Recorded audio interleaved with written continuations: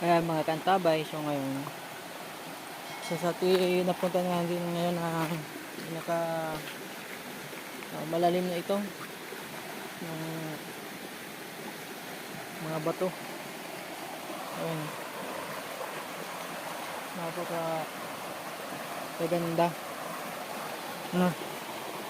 Ayun. Ito kakaiba oh, ibang down.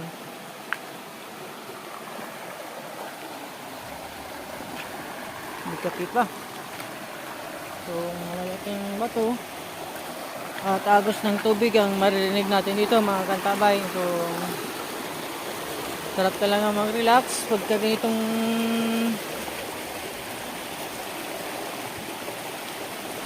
lugar mga kantabay. Ang lakas ng agos ng tubig at madaming bato na nandito.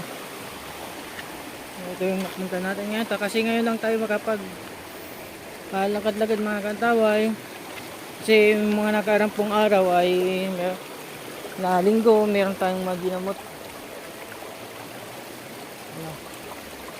So ito po, napakahaba nitong lugar na ito. So alos wala na gaano ditong makikita tayong pwedeng makupagkunan ng ating mutya. Kasi yung mutya po mga kantabay, makakusa pong nagpapakita. Na ito, meron tayong isa pa. Ito, nakakuha tayo ng isa pa. No. At ito, isang bola-bola. Yung Santo Niño. Ito. So, panay ganyan lang po yung nakukuha natin mga kantabay. Dito. Bibihiraw kasi dito mga kantabay oh. Oh, kalalaki. Nagkatataan tayong mga puno dito mga kantabay. Ganito po yung dito lugar nito. So wala gaano dito pong tayo. Bibihira po. Ay, mabot-lalong po talaga. Napakadaming bato. Ayan. Pira na tayo makakuha. So, kailangan natin bumalik. Kaya gawa ng mag-aalas 12 na mga kantabay. Malayo na tayo dun sa isa nating kasama. So, ito yung lugar na ito. Ayan. Wala natin nakukuha. At magdadanda na tayong babalik sa ating sa isa nating kasama. No. Ito, kakaibang bato oh.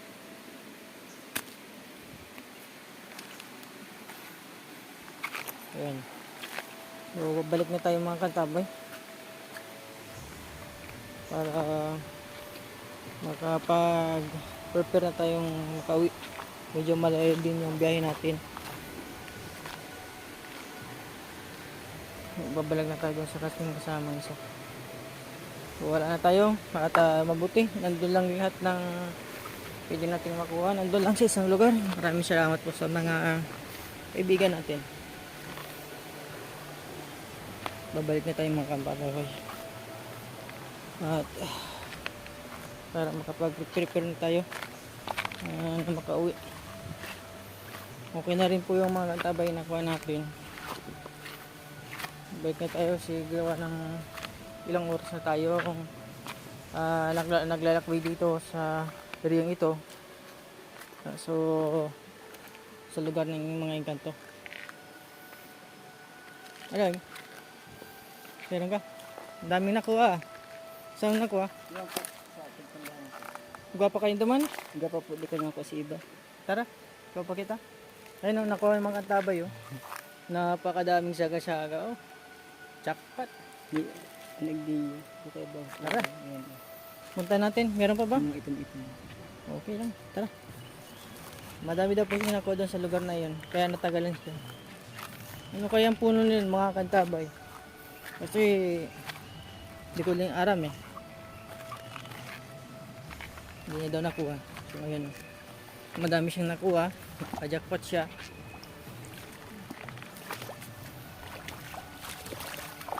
Ayan. Ibigad muna tayo. Kung napadaan lang po kayo sa munting channel ko, please subscribe, like, and share para po lagi po updated sa mga video na natin pong yan upload. Ayan. So mga kailangan lang po natin ang kukunin natin mga kantabay para maging okay tayo dito. Medyo mabigat na rin yung karga natin mga kantabay gawa ng dami na tayong nakuha ng mga gamit.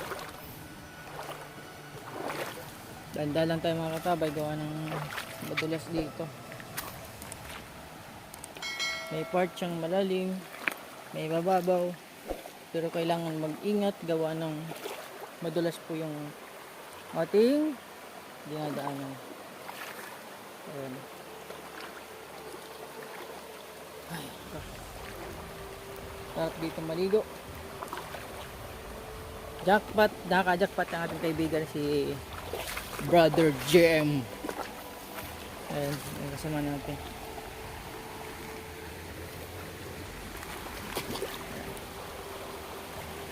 Ayan, support naman po ng ating YouTube channel. Please subscribe, like, and share. Don't skip ads po. Malaking tulong po sa ating munting channel. God bless po sa lahat at i-update po namin kayo sa mga susunod kong update.